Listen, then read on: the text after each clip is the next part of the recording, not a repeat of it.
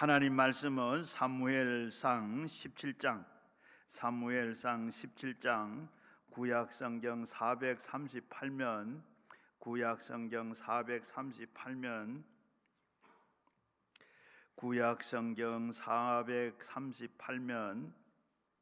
사무엘상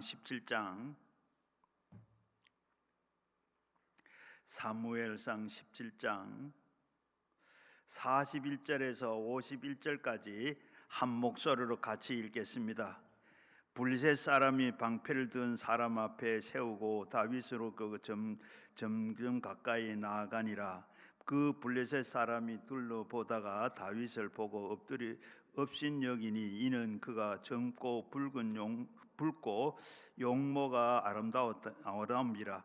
블레셋 사람이 다윗에게 이르되 네가 나를 개로 여기고 막대기를 가지고 내게 나왔느냐 하고 그의 신들이 이름을 다윗에게 저주하고 그 블레셋 사람이 또 다윗에게 이르되 내게로 오라. 내가 내 살을 공중의 새들과 들짐승에게 주리라 하는지라. 다윗이 블레셋 사람에게 이르되 너는 칼과 창과 단창으로 내게 나와 오거니와 나는 만군의 여호와 이름 곧 내게 모욕하는 이스라엘 군대로 하나님의 이름으로 내게 나가노라.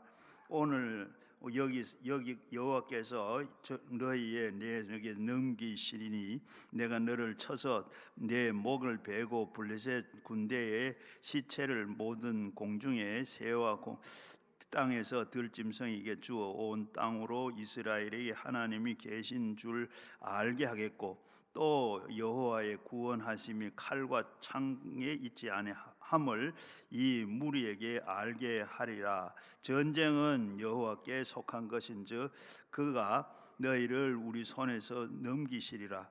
블레셋 사람이 일어나 다윗에게로 마주 가까이 올 때에 다윗이 블레셋 사람을 향하여 빨리 달리며 손을 주머니에 넣고 돌을 가지고 물매를 던져 블레셋 사람의 이마를 치매 돌이 그 이마에 박히니 땅에 엎드려지는지라.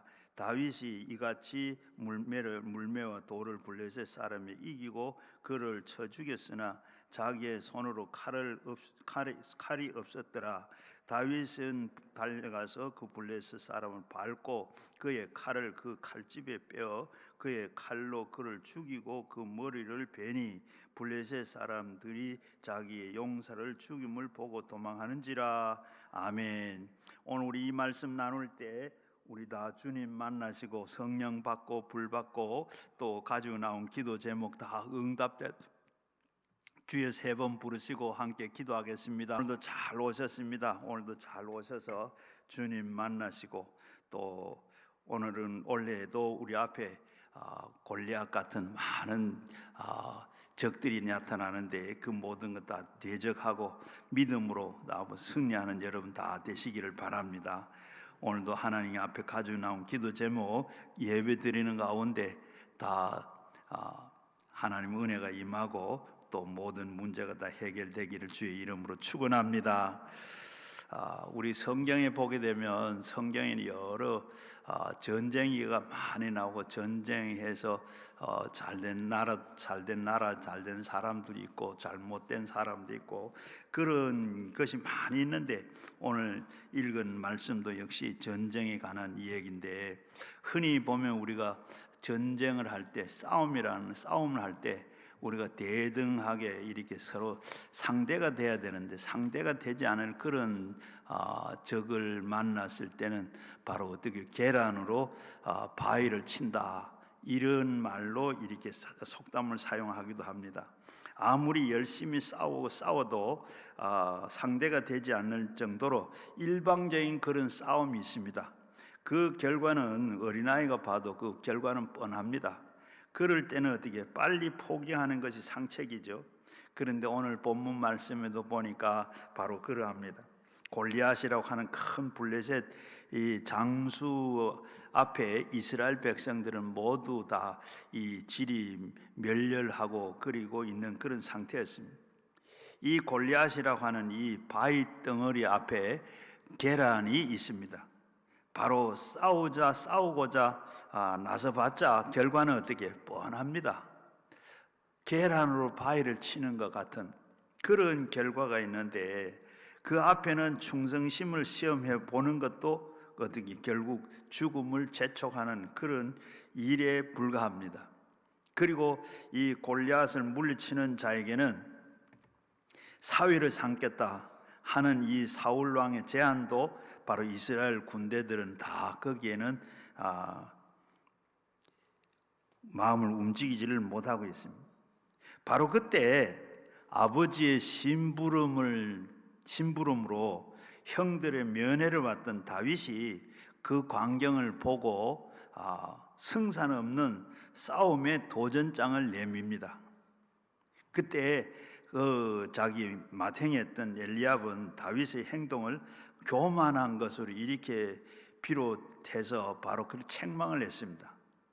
사울 왕 역시도 마찬가지로 어린 소년을 보고 그렇게 이 호기심에서 이렇게 한 것으로 간단하게 그렇게 여기고 있습니다. 그러나 이 다윗은 절대 약세인 상황 가운데서 당당하게 골리앗과 맞서서 싸워서 어떻게 승리를 하고 그 골리앗의 목을 베어 가지고 사울 왕에게 바칩니다. 오늘도 보면 오늘도 우리 골리앗과 같은 이런 적들이 우리 앞에 많이 있습니다. 다윗이 상대했던 그 골리앗은 아니지만은 우리 앞에는 반드시 이 정복하고 또 물리쳐야 할 이런 적들이 우리 앞에 바위처럼 우리 앞에 이렇게 버티고 있습니다. 오늘 읽은 9절 10절 말씀에 보면 그가 능히 싸워 나가 나를 죽이면 우리가 너희에게 종이 되겠고, 만일에 내가 이기면 바로 그들이 종이 되어서 우리의 종이 되겠고 섬길 것이고, 그 블레셋 사람들이 다 이르되 내가 오늘 이스라엘의 군대를 모욕하였으니 사람을 보내어 나를 더불어서 싸우게 하라. 그러면서 이 말은 뭐냐 하면 바로 이 말씀은 골리앗의 정체가 무엇인지를 말해주고 있습니다. 바로 골리앗은 하나님을 모욕하는 존재요, 하나님을 대적하는 존재요, 하나님의 그 대적하고 그 물리치지 않으면 우리가 그들에게 종이 돼야 합니다. 또 그리고 골리앗을 섬겨야 됩니다. 그 섬겨야 하고 그가 시키는 대로 해야 되고, 하나님의 부인하게 만들어도 하나님을 모욕을 당해도 그걸 가만히 보고만 있어야 됩니다. 그러나 이 골리앗은 반드시 우리가 정복하고 물리쳐야 할 것입니다. 우리가 이 골리앗을 모욕을 당하고 두려워할 때 그런 인생이 되지 않기 위해서는 오늘도 우리 앞에 있는 이런 적들을 믿음으로 우리는 다 이겨내야 합니다. 그러면 오늘 우리가 이 대적은 물리치는 데에서 골리앗은 어떤 것들이 있을까? 우리 앞에 있는 적들은 어떤 것이 있을까? 먼저는 우리의 부패한 마음입니다. 자신 속에 있는 잘못된 이 법과 싸우는 겁니다. 다시 말하면 죄와 싸워야만 합니다. 마음속에 끊임없이 우리의 일어나는 죄된 욕심을 거부하고 순종하지 말아야 됩니다. 이미 우리가 길들여 준 우리의 죄와 그리고 대항해서 싸움이 벌어야 합니다. 인간의 우리 내면 세계를 우리가 들여다볼 수가 없는데, 들여다보면 우리 내면은 어떠냐? 마치 온갖 오물과 더러운 죄로 가득 찬 꾸정물통과 같습니다. 꾸정물통 보면 어떠세요? 꾸정물이 가장 꾸정물이 되었는데 그 꾸정물을 가만히 두고 몇 시간 동안 뒀다고 보면 어떻게 맑게 그냥 다 찌꺼기는 깔아앉고 맑게 맑은 물이 보입니다. 그런데 어떻게 해요? 그걸 가지고 막대기를 가지고 휘휘 젖으면 어떻게 그 속에 있는 온갖 찌꺼기들이 다 올라옵니다. 그래서 어떤 신학자는 인간의 마음은 악의 제조 공장과 같다고 했습니다. 악을 만드는 제조 공장과 같다. 그래서 우리가 샘에 물이 솟아오는 것 같이 인간 마음 속에는 끊임없이 솟아나는 악이 있고 더러운 것들이 우리에게 생각뿐입니다. 그래서 예레미야 17장 9절에 보면 만물보다 거짓되고 심히 부패한 것이 사람의 마음이라. 만물보다도 거짓되고 심히 부패한 것이 사람의 마음이라 했습니다. 모든 사람들이 죄를 범하였고 그리고 의인은 하나도 없다고 그랬습니다. 누가 가르쳐 주지 않아도 선보다는 악을 따라갑니다. 이기적이고 불평하기 좋아하고 시기하고 미워하고 거짓말하고 남이 잘된 것을 좋아하고 그리고 남을 욕하기를 좋아하고 비난하고 그리고 쾌감을 느끼고 그러면서 쾌감을 느낍니다. 남들이 보지 않으면 어떻게 나쁜 짓을 서슴없이 자행합니다. 그러면서 사람들은 자기들의 죄를 잊어버리고 무시하려고 합니다. 오랜 시간이 지나고 나면 우리가 지은 그 죄가 다 그저 기억도 하지 않고 다른 사람들도 기억도 하지 않습니다. 죄가 사라지는 것이라고 생각을 합니다. 그러나 죄는 사라지지 않습니다. 차곡차곡 우리가 지은 죄를 회개하지 아니하면, 정리하지 아니하면 그것이 차곡차곡 쌓이게 됩니다. 그 죄가 하나님께로부터 가려지거나 용서받지 못한다면 그 죄가 사라지지 아니하고 그대로 차곡차곡 쌓여가지고 그대로 있다는 것을 우리 잊지 말아야 됩니다. 그대로 있습니다. 그래서 반드시 그 죄는 마지막 날에 하나님 앞에 우리가 다 심판을 받게 되는 것입니다. 그러므로 우리는 끊임없이 죄악에 부패해진 우리의 이 자신과 싸워야 됩니다. 바울은 고린도전서 15장 31절에서 뭐라 그랬어요? 날마다 나는 죽는다고 그랬어요. 그리고 갈라디아서 2장 20절에 보게 되면 자신은 그리스도와 함께 십자가에 못 박았다고 그랬습니다. 그것은 자신과의 전투를 의미하고 있습니다. 자기 자신 속에 있는 죄와 싸움을 의미하고 있습니다. 바울은 우리에게 이렇게 전투를 권면하고 있습니다. 갈라디아서 5장 24절에 보면 그리스도 예수의 사람은 육체와 함께 정과 육신을 십자가에 못 박아야 한다고 했습니다.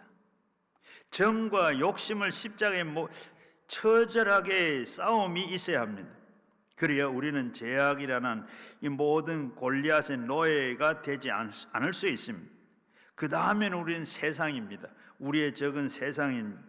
우리가 여기서 말하는 세상이라는 것은 하나님을 거부하기 위해서 하나님 없는 형성된 제도나 가치관이나 문화나 사상 등을 말하고 있습니다. 오늘 얼마나 많은 유혹이 우리가 도처에서 우리들을 흔들고 있고 유혹을 하고 있습니까? 작년에 우리 조선일보에 보게 되니까 이 서울 테헤란로에서 인터넷 업체 직원들이 40명이 모여서 이 어도트라고 비즈니스 현장 전망이라는 세미나를 열었습니다.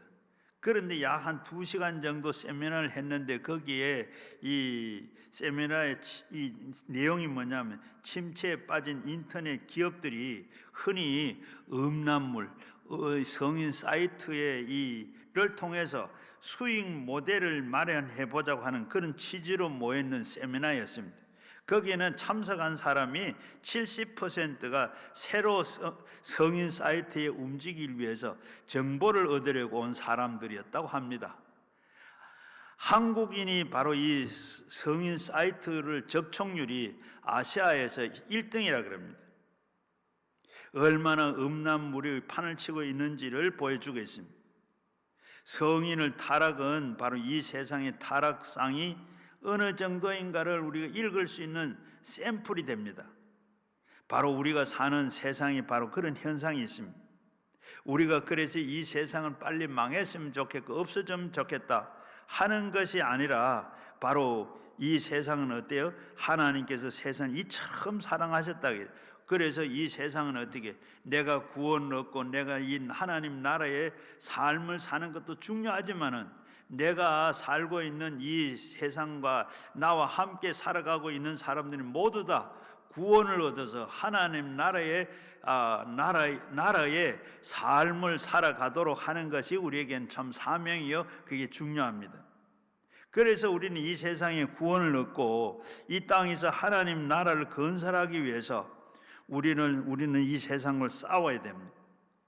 세상에 만연된 이 세상 상식을 거부하고 그것을 싸워야 합니다. 우리는 예수를 믿는 사람들은 마땅히 이것을 해야 합니다. 하나님의 뜻과 그 법이 아닌 사탄의 뜻과 방식과에 늘 우리는 세상을 거부해야 되고, 그렇기 때문에 우리는 손해를 보더라도 피를 흘리더라도 고생을 한다고 해도 두려워하지 말고 세상과 싸워서 이겨야 됩니다. 그리고 하나님의 뜻과 그리고 하나님의 법을 통해서 세상이 되도록 우리는 힘써 싸워야 됩니다. 어떤 희생과 어려움이 있어도 세상과 싸워서 하나님의 법과 그리고 뜻을 통해서 세상을 만들어가는 책임이 우리에게 다 있는 줄로 믿습니다. 로마서 12장 2절 말씀에는 이렇게 말씀하고요. 너희는 이 세대를 본받지 말고 오직 마음을 새롭게 함으로 변화를 받아 하나님의 선하시고 기뻐하시고 온전한 뜻이 무엇인지로 분별하라고 했습니다. 우리는 똑바로 이렇게 정신을 차리지 않으면 언제든지 사탄이 이 세상에 쏟아놓은 그 모든 제약의 파편들에 의해서 우리는 갈기 찢어질 수밖에 없다는 사실을 우리는 잊지를 말아야 됩니다. 뇌물에 마비된 사회, 태폐풍조로 그리고 접대 문화가 흥청거리는 사회, 마약과 도박과 중독이 된 이 사회, 일하지 않고 일확천금을 노리는 복권 열풍에 점령한 사회, 이 모든 악한 세대의 구조들을 우리는 매일같이 맞닥뜨리고 있는 이것이 오늘 우리에게 바로 골리앗과 같은 적입니다. 골리앗을 대적하는 믿음, 그렇다 그러면 우리가 골리앗과 같은 맞서서 싸워서 이기고 그곳에서 하나님의 거룩한 뜻이 이루어지기 위해서 어떤 믿음으로 살아야 합니까? 우리는 어떤 믿음으로 골리앗을 대적해야 됩니까? 다윗의 승리를 통해서 우리가 살펴보면 다윗은 골리앗 앞에 당당하게 맞서서 싸워 승리를 있었던 그 비밀이 무엇입니까? 그 첫째는 하나님을 위한 거룩한 분노였습니다. 23절에서 25절에 보면 그들과 함께 말할 때에 마침 블레셋 사람들이 싸움을 돋우는 가드 사람 골리앗 하나가 자가 그 전열에 나와서 전과 같이 말을 할 때 다윗이 들으라. 이스라엘 모든 사람들은 이 사람을 보고 심히 두려워해 그 앞에서 도망하며 이스라엘 사람들은 이르되 너희가 올라온 사람들을 보았느냐? 참으로 이스라엘을 모욕하려고 왔도다 했습니다. 26절 뒷부분에 보면 이 할례를 받지 않는 블레셋 사람이 그 누구이기에 살아계신 하나님의 군대를 이렇게 모욕하는가? 양을 치고 있던 다윗이 형의 면회를 하고 오라고 하는 아버지의 지시를 받고 블레셋과 그리고 이스라엘 군대가 이렇게 전쟁을 벌이고 있는 그 골짜기를 전투 현장에 갔습니다. 골리앗이 장대한 몸을 그리고 완전한 군장으로 과시하면서 그리고 이스라엘 군대를 모욕하고 그리고 조롱하는 그 광경을 목격하고 한 다윗은 아주 분노하게 됐습니다. 다윗은 분노한 데 된 두 가지 이유가 있습니다. 26절에 보게 되면 할례를 받지 않는 블레셋 사람 누군데 살아계신 하나님의 군대를 모욕하느냐? 할례를 받지 않는 블레셋 사람 그리고 또 하나님의 군대 두 마디를 이렇게 다윗은 그걸 보고는 분노한 본질을 알 수가 있습니다. 하나님의 언약과는 아무런 상관이 없는 이방 족속인 이 족속이 감히 살아계신 하나님을 이렇게 모욕하고 그 군대를 모욕한다는 말입니다. 그래서 분노하는 것은 첫째 이유가 그겁니다. 그리고 하나님 이름이 손상된 것을 참을 수가 없었습니다. 하나님 이름을 모욕하는 이 골리앗 사람의 은사를 분명히 용서할 수가 없었습니다. 그런데 다윗은 분노하게 된 때 또 다른 이유가 있었는데, 그 골리앗의 은사가 분명히 하나님의 이스라엘에 대한 모욕이었습니다. 그런데 그들은 모욕을 당하면서도 심히 두려워하고 그 앞에서 도망을 하고 있고, 또 이스라엘 사람들은 그 모습은 더욱더 아주 치욕적이었습니다. 천지를 창조하신 하나님을 섬기는 이스라엘 백성들이 이렇게 맥없이 흩어지는 그 모습, 힘이 없이 떨고 있는 그 모습은 아주 목격한 다윗은 그 마음을 이렇게 흔들어 놓았습니다. 골리앗이 하나님의 군대를 저주하는 것은 곧 하나님을 저주하는 것입니다. 바로 하나님을 향해서 싸우는 걸로 싸움을 걸고 있습니다. 그런데 그것을 보고 있습니다. 무섭다고 다 도망을 하고 있습니다. 그것을 보고 다윗이 분노하고 있는 것입니다. 이와 비교해서 다윗의 형은 어떻게? 이 엘리압은 다윗이 그러한 것을 보고 교만하다고 합니다. 28절에 보면 큰형 엘리압이 다윗의 사람에게 하는 말을 들을지라 그가 다윗에게 노를 바라여 이르되 어찌하여 이리로 내려왔느냐, 들에 있는 양들은 누구에게 다 맡기고 나는 네가 교만한 마음으로 완악하게 보이느라 전쟁을 구경하러 왔다. 그러면서 이 골리앗을 보고 분노하는 다음에 이 다윗을 보고 대뜸 화를 내면서 이렇게 다윗을 책망을 합니다. 다윗을 이렇게 책망하는 데는, 엘리압의 책망 속에는 다윗이 자기를 대신해서 기름 부음을 받은 것에 대한 아주 분노가 있었던 것을 이렇게 알 수가 있습니다.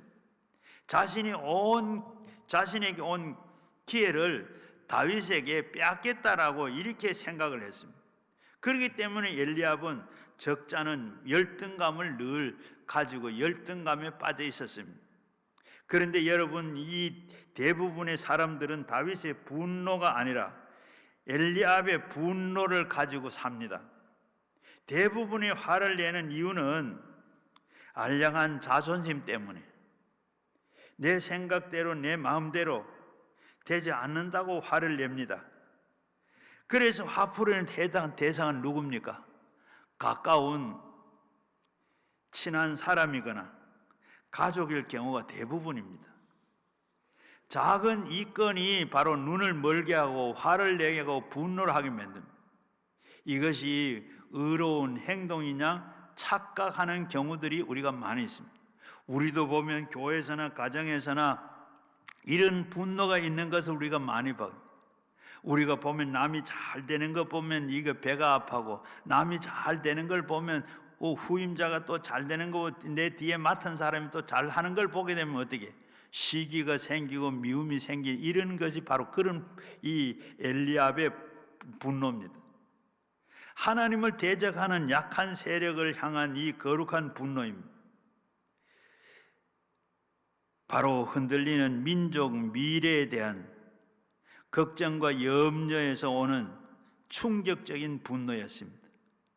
여러분들 다 보셨겠지만 며칠 전에 우리 김용현 전 국방부 장관이 바로 법정에서 하는 말처럼 여러분 듣고 보셨을 겁니다. 그분이 바로 이제 법정에서 재판을 하는 데서 그렇게 크게 염려하는 걸 봤어요. 나라를 걱정하고 나라를 염려한 걸 봤어요. 내가 지금 어떤 벌을 받아 죽는 것도 내가 두려워하지 않는데 한 가지 두려운 거 있다. 지금 이 나라가 어떻게 국민이 뽑은 대통령을 탄핵을 시켜가지고 이렇게 지금 하고 일도 못하게 하고, 그리고 빼던 이 나라가 지금 어떻게 하냐, 이대로 가게 되면 바로 이 북한 공산당이 되든지 아니면 지금 중국의 속국이 되든지, 지금 나라가 그러하고 지금 퍼주기 해서 지금 이 나라가 바로 이렇게 되고, 이 지금 어린 아이가 막 태어나자마자 9천만 원의 이 빚을 안고 태어난다. 자기는 아무것도 없는데 9천만의 이 빚을 태어난다. 이렇게 돼가지고 보면 우리나라가 어떻게 얼마 있지 않은 베네수엘라와 같이 또 아니면 아르헨티나와 같은 이런 나라가 될 것을 나는 참 두렵다. 내가 죽는 것이 그 두려운 것이 아니라 나라가 이렇게 될 것이 참 두렵다.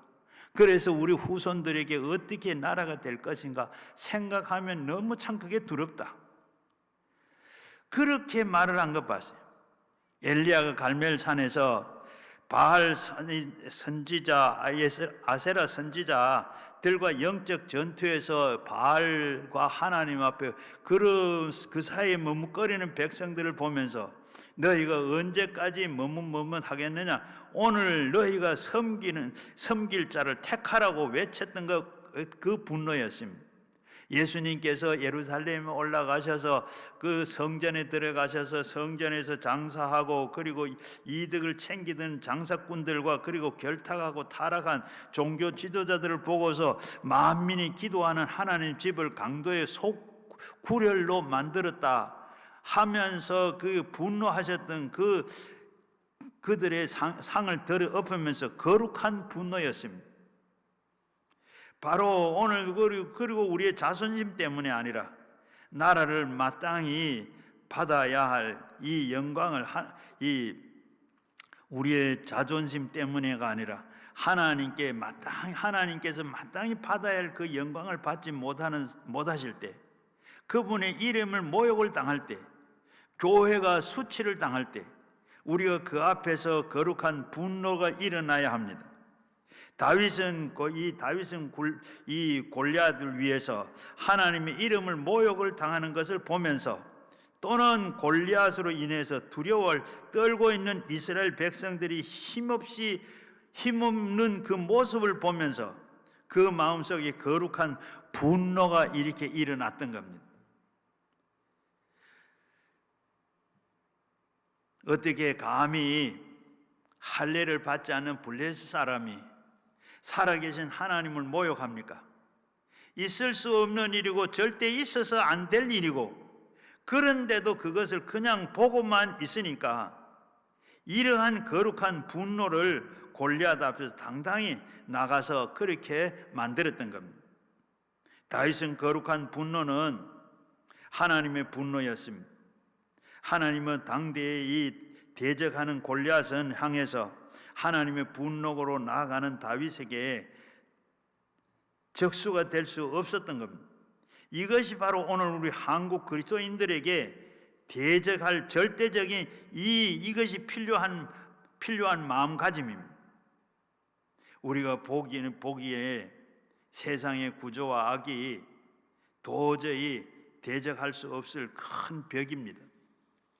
엘리압은 눈에 보이는 어린 다윗처럼 세상을 향해서 도전하는 것이 이 교만한 행동으로 비칠 수 있습니다.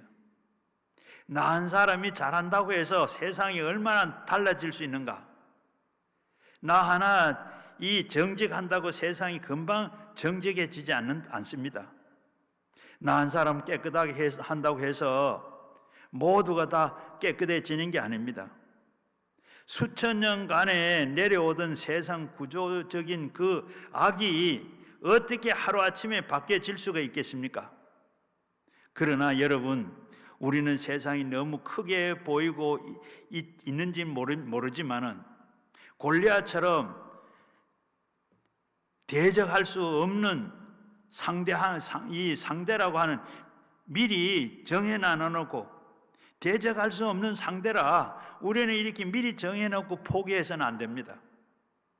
그러나 누구든지 우리는 이 세상이 너무나도 크고 보고 있지는 않는지 모릅니다. 골리앗처럼 대적할 수 없는 상대라고 미리 정해놓고 아예 포기해서도 안 되고 우리 스스로는 포기하고 있으면 세상은 더욱더 악해지고 더욱더 타락하게 됩니다. 우리 자녀들은 더욱더 악한 모습의 이 세상에서 살게 되는 겁니다. 그러므로 우리 한 사람이지만은 다윗과 같은 분노로 분연이 일어나야 됩니다. 잘못된 세상의 구조악을 보면서 분노를 하거나 그리고 아파해야 합니다. 악에 대해서는 싸울 수 있어야 합니다. 패역한 세상에 이 패역은 세상에 도전장을 던져야 됩니다. 저는 지난번 우리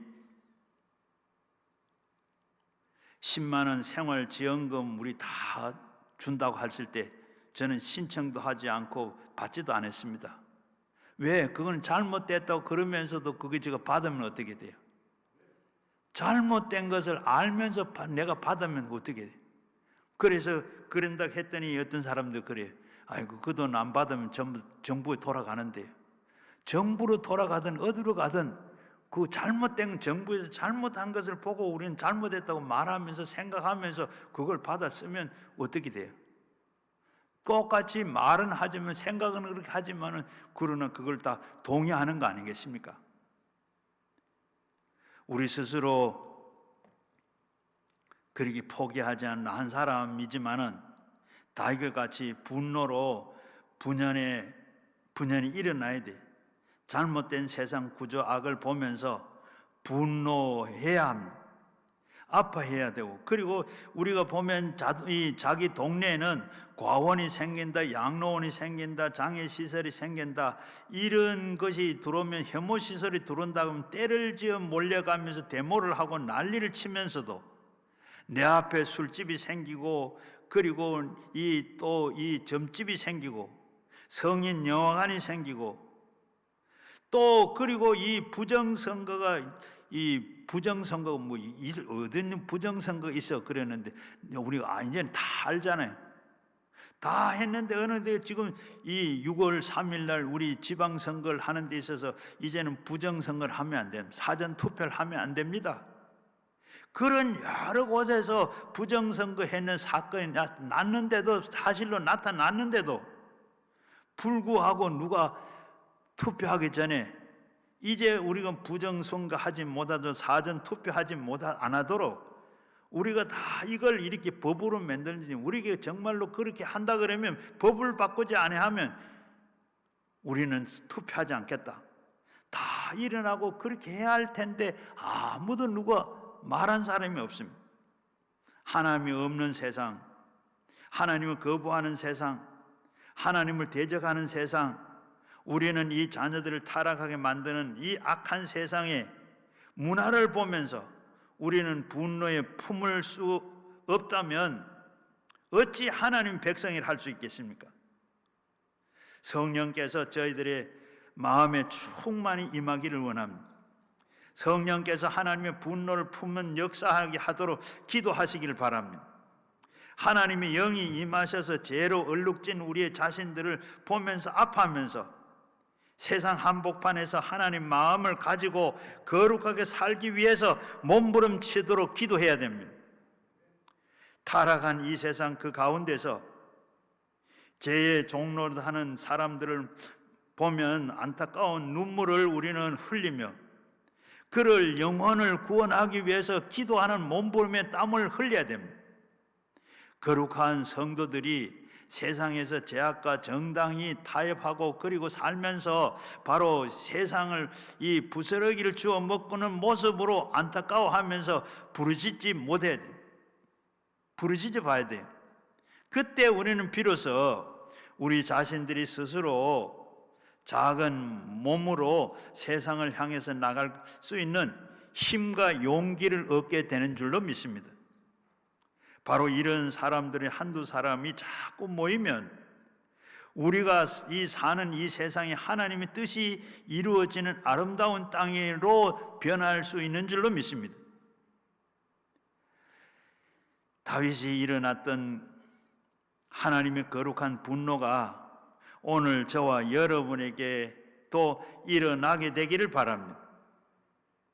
우리가 분노가 병든 사회를 치료하는 작은 밑거름이 될 수가 있습니다. 지난 해 11월 달에 이 조간신문에 윤봉길 의사가 바로 처형 장면과 그 당시의 정황을 상세히 기록된 문서를 발견했다고 해서 기사와 함께 윤봉길 의사의 처형 당시에 직전에 또 후에 그 모습을 사진으로 실린 것을 신문에서 봤습니다. 우리가 잘 알듯이 윤봉길 잘 알지는 못하죠. 바로 윤봉길 의사가 저 충남 이 예산에 출생했는데 11살 때 덕산 보통학교를 입학을 해가지고 3.1 운동을 하고 난 다음에 바로 일본식 교육이 받기 싫어서 중퇴를 했습니다. 그리고 19살에 야학을 하고 22살에 이 월진회라는 조직을 해가지고 청소년들을 바로 애국심을 가르치던 그는 23살에 중국 상해로 건너가가지고 김구가 이끄는 애국단에 가입을 해가지고 바로 1932년 4월 29일에 일본 천황의 생일과 상하이 사변 전승 기념일을 겸해서 열린 이 홍콩 공원에서 바로 그 식장에서 바로 폭탄을 투척해 가지고 일본 사령관 시라카와 요시노라고 하는 대장과 상하이 일본의 거류민 단장 바로 가와바타 이 등과 이들을 즉사를 시키고 그리고 많은 일본 사람들을 거기에서 부상을 입혔다 그럽니다. 이 사건 직후에 일본군에게 붙잡혀 가지고 윤 의사는 군법 회의에서 사형 언도를 받고 1932년 12월 19일에 25살의 젊은 나이로 총살을 당했어요. 그 총살을 당할 때 바로 이 윤 의사의 고개가 총살을 당했는데 고개가 빳빳해요. 총을 맞았는데도 빳빳해. 보통 사람들은 그냥 총을 맞는 그 순간에 피격하는 그 순간에 고개가 툭 떨어지는데 이 윤봉길 의사는 고개가 떨어지지 않고 꼿꼿하게 빳빳하게 죽는 순간까지 번 같은 그 기계를 꺾이지 않고 그렇게 당당하게 죽어가는 모습을 봤어요. 그러면서 참 고개가 저절로 숙여져요. 한 사람의 힘이라는 건 너무나도 이렇게 보잘것없고 연약합니다. 그러나 패역한 세상 가운데서 우리가 한 사람의 거룩하게 산다고 해서 세상이 달라지는 것이 아닐 수도 있습니다. 그러나 그렇게 생각하는 우리는 마음에 악한 세상과 적당한 타협을 하고 살고 싶어하는 우리의 이기적인 계산과 비겁한 마음이 깔려 있어서 부정을 하고 있습니다. 나 한 사람이 희생을 인해서 무엇이 달라질 것인가? 우리가 지금 적당히 살고 싶어하는 그런 이기심 때문에 악한 세상을 향해서 우리는 너무나도 관대하고 있지는 않은가? 우리는 반성을 해봐야 됩니다. 지금 이렇게 5년 지나고 나면 괜찮겠지? 또 이제 바뀌겠지? 또 괜찮겠지? 이렇게 우리 안위를 하고 우리는 이렇게 관대한 마음을 가지고 있습니다. 그런데 어때요? 원수는 그렇게 하는 순간에도 원수는 그저 세력을 넓히고 우리를 그저 장악하고 달래듭니다. 하나님 능력은 100% 실력하고 나가는 사람이 소망이 없는 민족을 구원할 수 있다고 믿습니다. 다윗은 골리앗에 의해서 하나님의 이름을 모욕을 당하는 것을 보면서 또는 골리앗으로 인해서 두려움에 떨고 있는 이스라엘 백성들이 힘없는 그 모습을 보면서 걷잡을 수 없는 분노가 일어났던 것입니다. 다윗은 골리앗을 위해서 하나님 이름을 모욕하는 것을 보면서 골리앗은 그런 분노를 일으킨데 감히 어떻게 할례를 받지 않는 블레셋 사람이 살아계신 하나님을 참되신 하나님을 모욕한다는 말이 되는가? 있을 수 없는 일이라, 절대로 있어서는 안 된 일이라. 그런데 그는 그냥 보고만 있단 말인가? 이런 거룩한 분노는 그에게 골리앗 앞에서 당당하게 나가서 서서 서게 만드는 힘이 됐다고 봅니다. 하나님이 주신 그 거룩한 분노가 거대한 대적 골리앗을 물리치는 능력이었습니다. 그리고 네 번째는 그 문제를 직면하는 용기입니다. 다윗은 골리앗을 물리치고 승리할 수 있었던 비결은 골리앗이라고 하는 거대한 문제 앞에 당당하게 직면할 수 있는 용기입니다.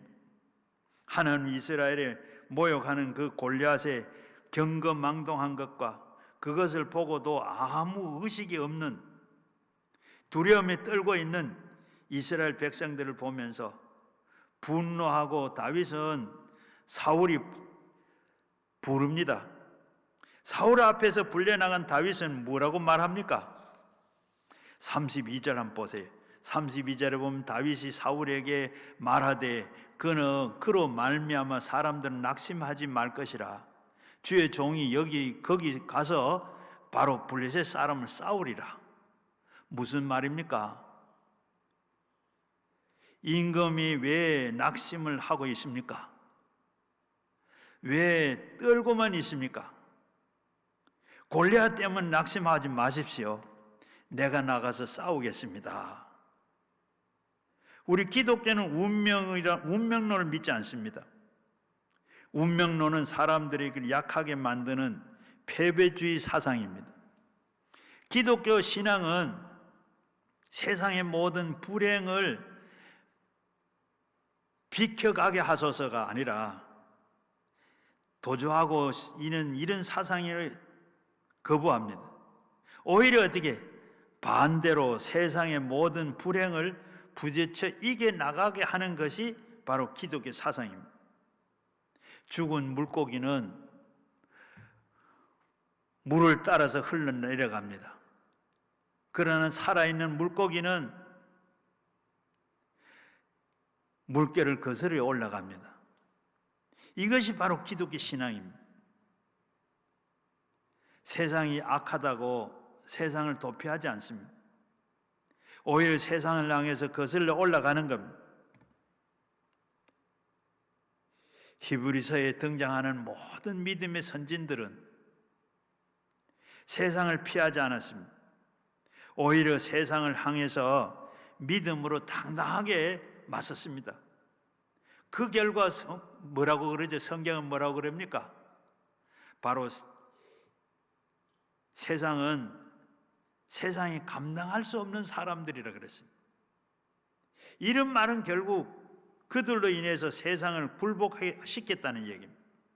세상 사람들이 흔히 말하는 운명이 믿음 앞에서 굴복됐다는 말입니다. 그러면 우리가 예수님의 그 달란트 비유 중에 중요한 의미가 있습니다.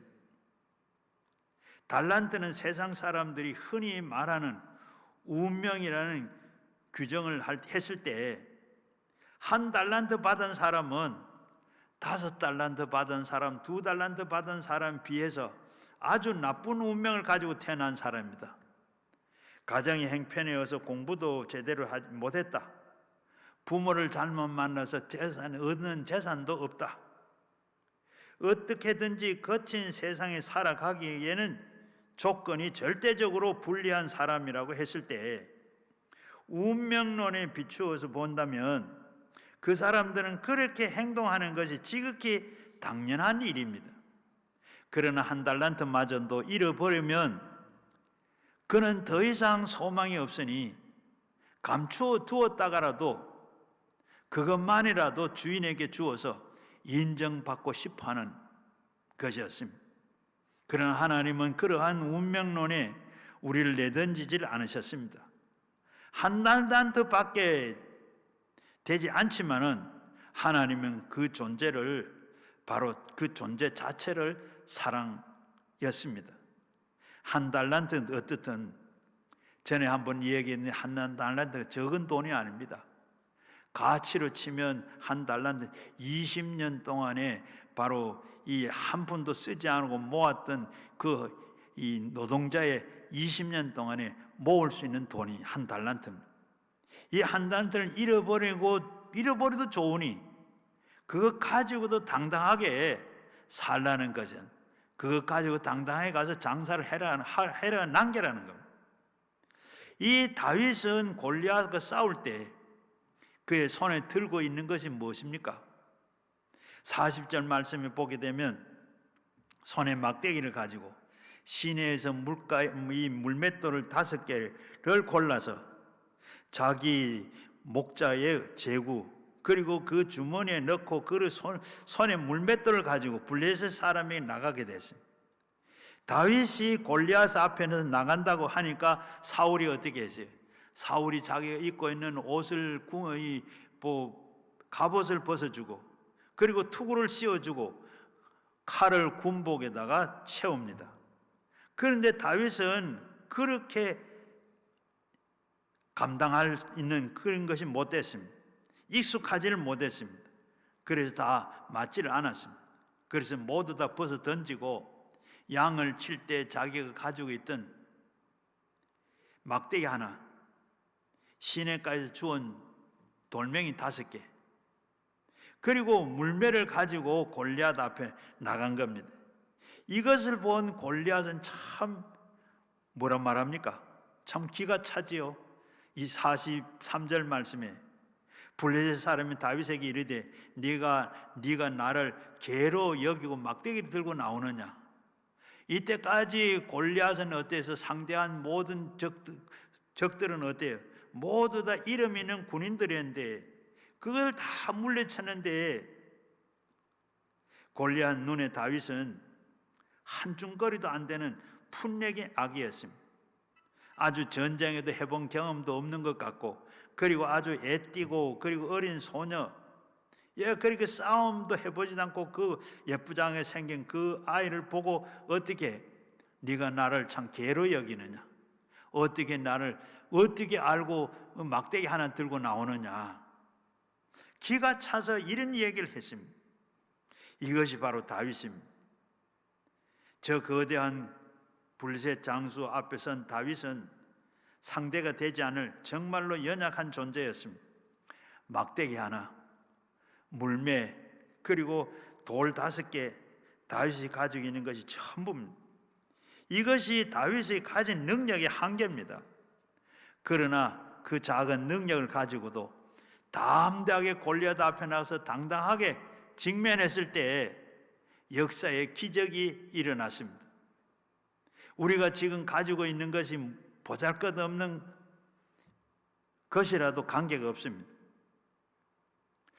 어떻게 하려고 해도 지금 할 수지 아무것도 없다. 할 수도 없습니다.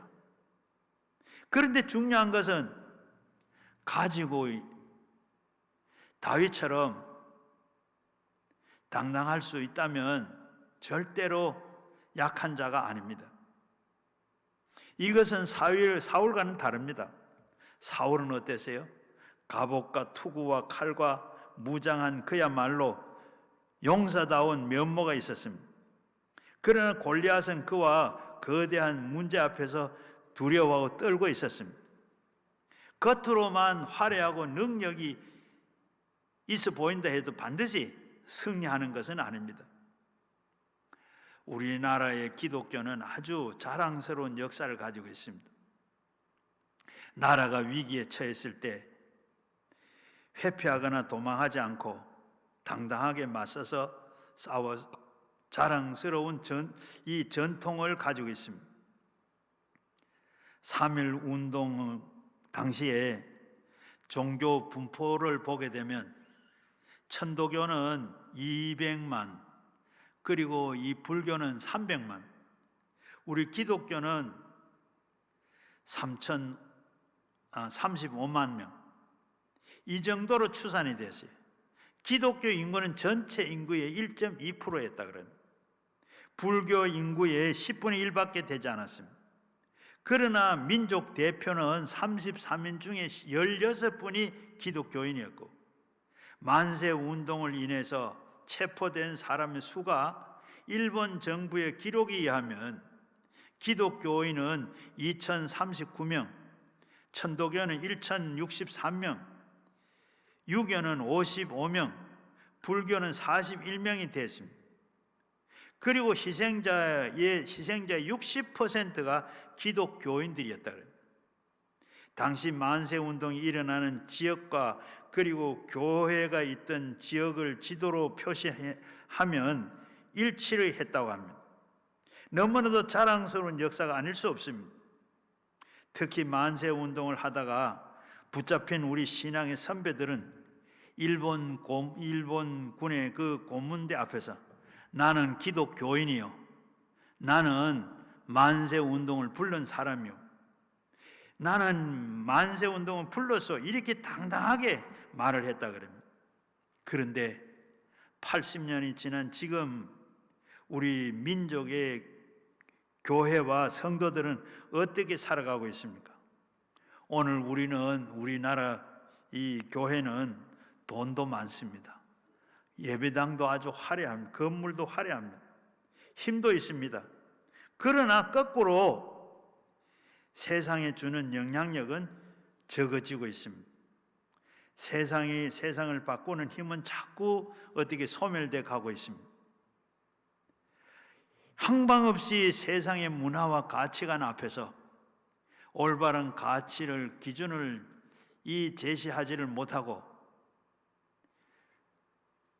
물질 만능주의와 그리고 집단 이기주의, 이기적인 욕망과 기복신앙에 타락한 세상의 문화에 이 사고에 편성되어서 복음의 능력을 상실하고 세상에 이렇게 비웃음거리가 되어가고 있는 것이 현실이 아닌가 싶습니다.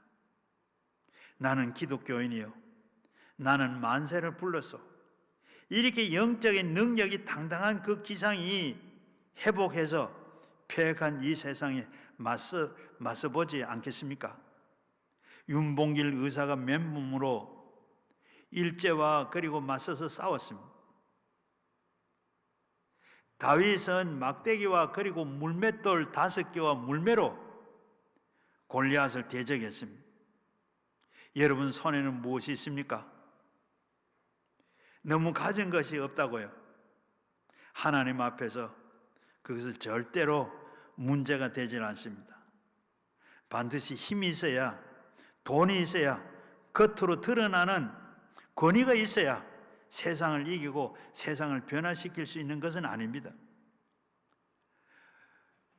불의와 제약과 세상과 당당하게 맞서서 싸울 용기와 문제 앞에서 낙심하거나 좌절하지 않고 분연히 대적할 수 있는 용기가 골리앗을 이기는 비결인 줄로 믿습니다. 그리고 이 마지막으로는 다윗은 골리앗과 전투할 때 승리할 수 있었던 비결은 살아계신 하나님을 향한 믿음이었습니다. 하나님을 향한 믿음. 원래 우리 앞에 놓이는, 오늘 앞에 놓이는 이 모든 골리앗과 대적을 이길 수 있는, 싸울 수 있는, 물리칠 수 있는 비결은 하나님과 함께하는 믿음입니다. 45절에 보니까 다윗은 블레셋 사람을 이르되 너는 칼과 단창으로 내게 오거니와 나는 만군의 여호와 이름 곧 내게 네가 모욕하는 이스라엘 군대에 하나님의 이름으로 나간다 그랬습니다. 47절에 보니까 여호와의 구원하심이 칼과 창에 있는 것이 아니라 이 무리로 알게 하리라. 전쟁은 여호와의 손에 있은즉 그는 너희가 우리의 손에 붙이시라. 다윗은 겨우 막대기 하나, 물맷돌 5개 손에 들고 다른 것이 없었습니다. 그러면서 골리앗은 회피하지 않고 당당하게 맞설 수 있었던 용기의 원천은 만군의 여호와 이름. 여러분, 전능하신 하나님의 이름으로 나갔기 때문에 만군의 여호와 이름으로 나가서 있었던 2가지 면에서 보면 의미가 있습니다. 첫째는 하나님의 전능하신 하나님을 믿는 믿음입니다. 하나님께서 이기게 하시는 것입니다. 바로 다윗은 골리앗 앞에 나갈 때 하나님 앞에 이 능력의 도우심을 믿고 나갔습니다. 영국의 메리 여왕이 개신교, 그는 캐톨릭 신자였는데 개신교를 박해가지고 신자들을 다 죽이고 교회를 없애려고 했습니다. 그때 기도의 사람 존 녹스는 하나님, 이 스코틀랜드를 내게 주시든지 하나님 아니면 내 생명을 하나님 데려가십시오. 목숨을 걸고 하나님 앞에 기도했더니 어떻게 갑자기 그날 밤에 이 메리 여왕이 급사를 했습니다. 하나님 앞에 이렇게 기도할 때 아마 그게 없었더라 그러면 이 스코틀랜드의 개신교 신자들은 다 죽었을 겁니다. 하나님 앞에 기도해서 그렇게 기도하니까 이 메리 여왕이 죽으면서 100만의 군대보다 존 녹스 한 사람이 기도하는 것이 난 더 무섭다 하고 죽었어요. 만군의 여호와 이름으로 기도하는 여러분 반드시 승리하게 되는 줄로 믿습니다. 오늘도 여기 36절 37절에 보니까 이 다윗이 양을 칠 때 그리고 양과 그리고 이 염소들을 잡아먹기 위해서 공과 사자들이 달려들었을 때 다윗은 그들을 때려 죽였습니다.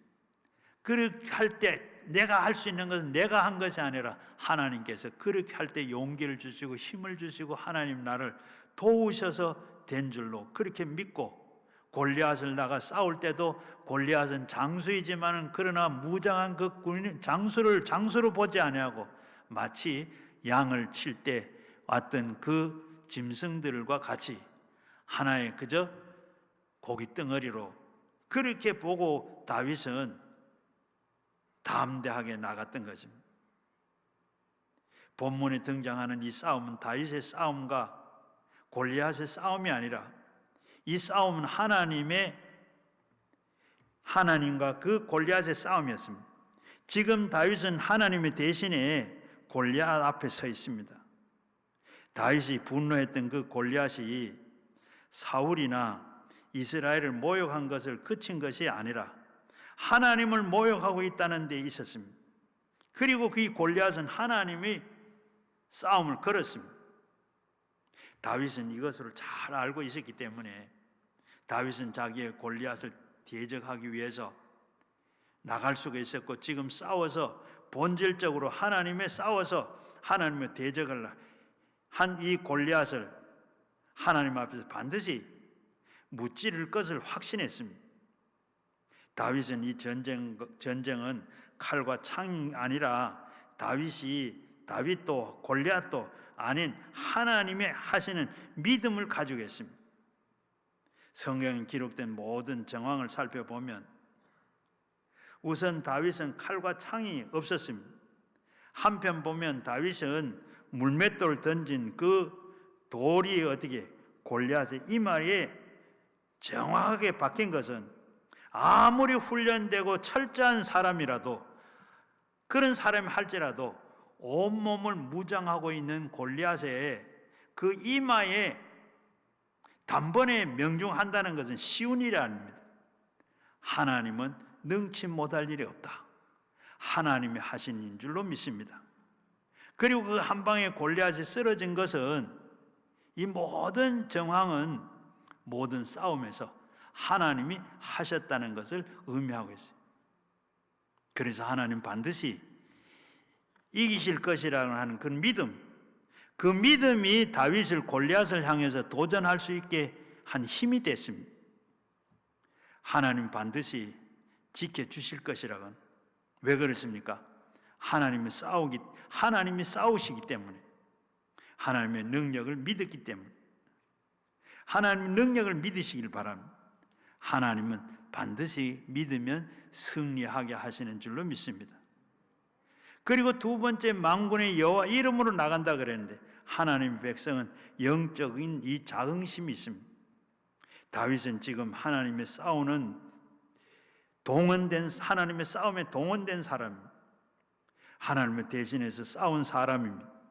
그리고 골리앗 앞에 나갔을 때 다윗이 아니라 하나님의 사람이었습니다. 만군의 여호와 이름으로 나간다. 다윗은 어린 소년이 아니라 하나님의 권세와 능력을 가진 사람이었습니다. 그래서 하나님의 백성은 모욕하고 경멸을 초요했던 이 조서를 퍼붓던 이 골리앗을 보고 수수방관하지 아니하고 적극적으로 대항하는 다윗에 나가는 하나님의 백성으로 하나님의 영광을 위해서 산다는 것은 바로 엄청난 바로 영적인 자긍심이었습니다. 다윗은 이 사실을 깨닫기 때문에 다윗은 그렇게 당당하게 나갈 수 있었습니다. 우리 그리스도인들은 이런 것을 인식을 절대적으로 필요합니다. 우리는 하나님의 능력과 권능으로 역사에 쓰임받는 거룩한 사람들이 다 인식하기를 바랍니다. 하나님께서는 우리를 이 시대에 나를 오늘도 살게 하신 줄로 알고 하나님 앞에 우리가 어떤 대적이 이 골리앗과 같은 이런 골리앗이 내 앞에 원수 이 바위 같은 이런 것이 있다 할지라도 하나님께서는 바로 이기게 하실 것이라. 바로 우리는 그 자존감, 자신감 가지고 하나님의 백성으로 바로 초대교회에서는 성도들에게 황제를 보고 주라고 이렇게 고백을 요청을 했습니다. 그러나 그렇게 하지 않은 경우에는 바로 사형에 처할 것이라 위협을 하고 그런데도 어떻게 굽히지를 않았습니다. 예수님 예수 그리스도라고 고백하는 이상 우리는 더 이상 주가 다른 것이 될 수가 없습니다. 목숨을 걸고 자신을 위해서 기꺼이 죽음이라도 우리는 기쁘게 선택할 것이다. 그런 마음으로 우리는 살아도 함부로 세상과 함부로 살지 아니하고 우리는 구별되는 삶을 살아야 할 줄로 믿습니다. 원래 우리 앞에 나와 있는 여러 가지 대적들이 우리 앞에 이런 골리앗이 우리 앞에 있다 할지라도 믿음으로 신앙으로 주님의 능력으로 주님의 이름으로 날마다 이겨나가는 여러분이 다 되시기를 주의 이름으로 축원합니다. 자, 우리 말씀을 생각하면서 우리 성령께서 우리를 도와주실 것을 믿고 우리 같이 다 가지고 나온 기도 제목과 말씀을 생각하면서 우리가 주여 원래 우리 대적이 어떤 대적이 오더라 이기고 나가고 할 수 있도록 힘주시고 능력 달라고 또 오늘 가지고 나온 기도 제목을 다 응답받게 해달라고 우리 주의 세 번 부르고 함께 기도합니다. 주여